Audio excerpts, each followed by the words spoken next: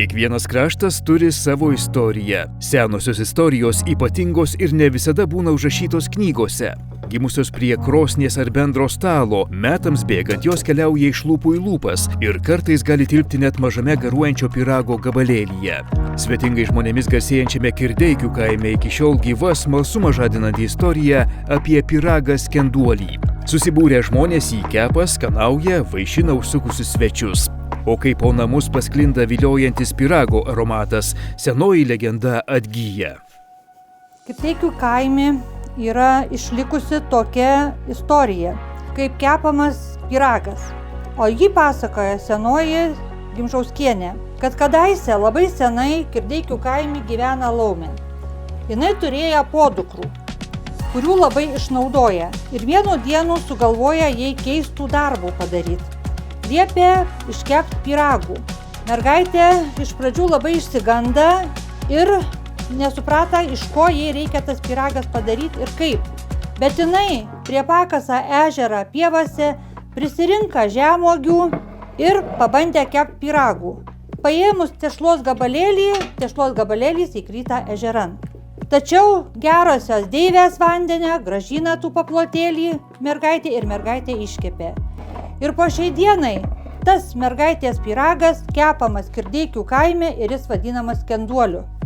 Utenos krašto žmonės brangina senasias istorijas, tebesaugo kultūrinį paveldą ir kuria naują, savo istoriją. Aukštaitijos regionas ypač turtingas savo kraštą ir tradicijas puoselėjančiais menininkais. Vienas jų – Domantas Žilėnas, apylinkių gyventojams žinomas kaip autentiškų lietuviškų juostų kūrėjas. Šitas visas mano liaudies menų užsiėmimas, jisai atsirado studijų laikotarpiu. Gal šiek tiek pradžios buvo mokykloje, bet viskas sutapo su tuo, sakykime, mano susidomėjimu tuo senąją baltišką kultūrą. Ir vytinės juostos atsirado, kai sugalvojau pasisiūti archeologinį kostiumą. Kadangi studentiška kišenė buvo finansiniam galimybėm šiek tiek apribota, tai viską dariausi pats. Kiek ten informacijos pavyko susirasti. Bet vis tiek taip susiklostė, kad ir ant juosmens juosta, ir rūbų papuošimui juosteles pirkausi, bet ta audėja, tai Vilija Ratautienė iš Kauno, buvo gal, šiandien tiesiogiai savo mokytoją vadinu, manęs tiesiogiai nemokė, bet buvo tas žmogus, kuris mane pastumėjo ir padrąsino, sako, taigi pats daryk. Davė kelis naudingus patarimus, po to bandymų keliu, naudęs 6 metrus paprastos juostos, viskas taip tiesiog pasidarė aišku ir čia per daug paprastai, imkim sudėtingus raštus ir taip toliau. Juostų audimas vyrą taip įtraukė, jog nejučiomis tapo pačiu mėgstamiausiu hobiu. Domantas sako, jau ir nesuskaičiuojantis, kiek juostų per 15 metų yra nuaudęs. Senojo amato paslaptimis menininkas mielai dalyjasi ir su kitais. Kai darai ir tada galvoji, tai kas iš to, kaip toj dainuoju, kas iš to. Ir tada susirinkau aš visas juostas, galvoju, ką čia dabar man su jom daryti. Ir nuvažiavau į Utenoj į tradicinio amatų centrą Svirnas.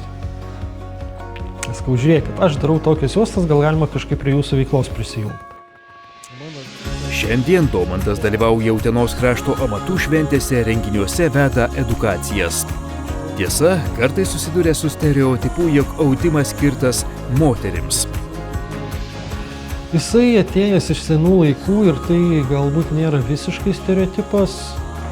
Visiškų stereotipų aš taip nevadinčiau, tai tiesiog kaip darbinio pasiskirstimo kaime, pavadinkim, likutis, kai vyrai dirba tuos darbus labiau prie ūkio, kur fizinės jėgos daugiau reikalauja.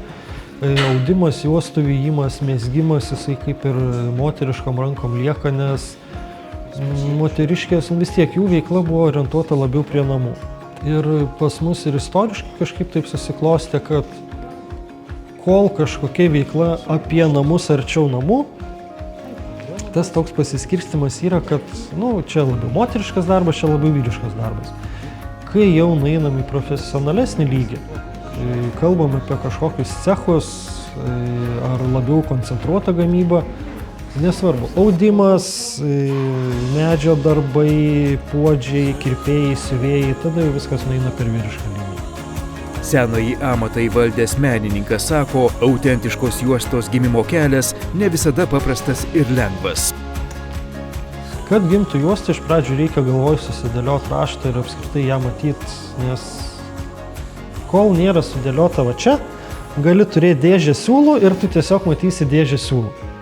Niekaip nesudėliosi ten koks kraštelis, koks viduriukas ar kažkas. Kai jau gimsta galvoj, tada jau galvoti nebereikia. Tada tiesiog iš dėžės pasiemi siūlus, susiveri į kaladėlės ir žiūri, kad nieko nesigauna.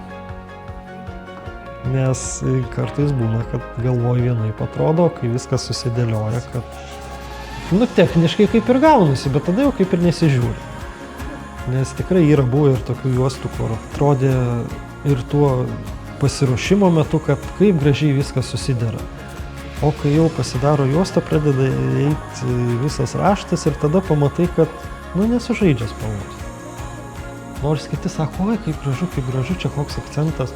O tu žiūri tą juostą ir kartais net žiūrėti negali. Visgi audimas Domantui širdžiai mielas užsiėmimas ir įkvepianti veikla, o svarbiausia – brangus tradicijų tęsimas. Ta veikla man asmeniškai reiškia tradicijos tęsimą. Aš širdim jaučiu, kad darau kažką, kam yra grėsmė galbūt išnykti. Dabar, šitais metais, kai mes kalbam, tas visas kaip ir jaučiasi tradicinio amatų, kaip ir pakilimas. Visiems kaip ir įdomu, bet, sakykime, tas pats vytinių juostų audimas prieš kokių 40 metų jisai praktiškai išnykęs buvo. O vytinės juostos, jos labiau atgimti pradėjo, kai vėl mes susidomėjom savo tą priešistorę. Man tai yra protėvių tradicijos tęsimas, nes daryti tai, ką pasaulyje žmonės daro, vieni autoriai sako 4000 metų, kiti 6000 metų, tai man patinka viduriukas 5000 metų, negali tiesiog nutrūkti. Tai tiesiog pasaulio tvarka. Ir aš manau, juosta jinai simbolizuoja pasaulio tvarką, kokia jinai turėtų būti.